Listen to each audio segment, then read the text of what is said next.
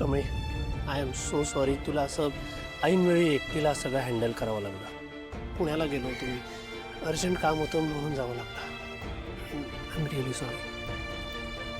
मी आलोय, पण आता चल आपण जाऊन त्या क्लासमध्ये बोलून घेऊ त्यांच्याशी. सर नाही. अहो त्या माणसासगळं बोलून काय उपयोगच नाही. अजिबात छान नाही ते. लय एक नंबरचा चॅप्टर आहे बघा.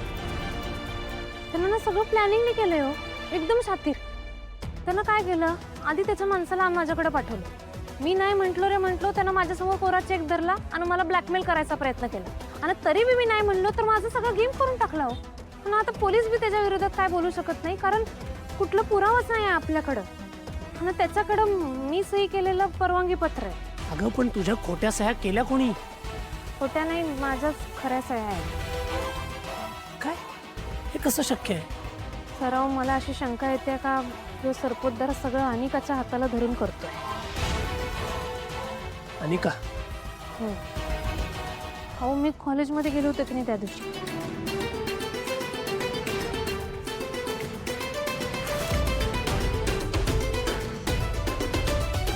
अनिका पण ना कुठल्या मुहूर्ताला जन्माला आली, हिला 2 ठेवून द्याव्याशा वाटतात ना अशा.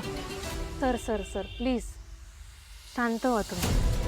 आता माझ्याकडे त्यांच्या विरोधात कुठलाच ठोस पुरावा नाही म्हणून असं सगळं अडकल्यासारखं वाटतंय मला. ऋषी कमळे, हा रितेश सरपोतदार जो आहे ना, बहुत पहुंची हुई चीज आहे. त्याच्या विरोधात जायचं म्हणजे आपल्याला जपून पावलं टाकली पाहिजेत. हो मला तर त्या माणसाबद्दल अजून लय काय कळलंय.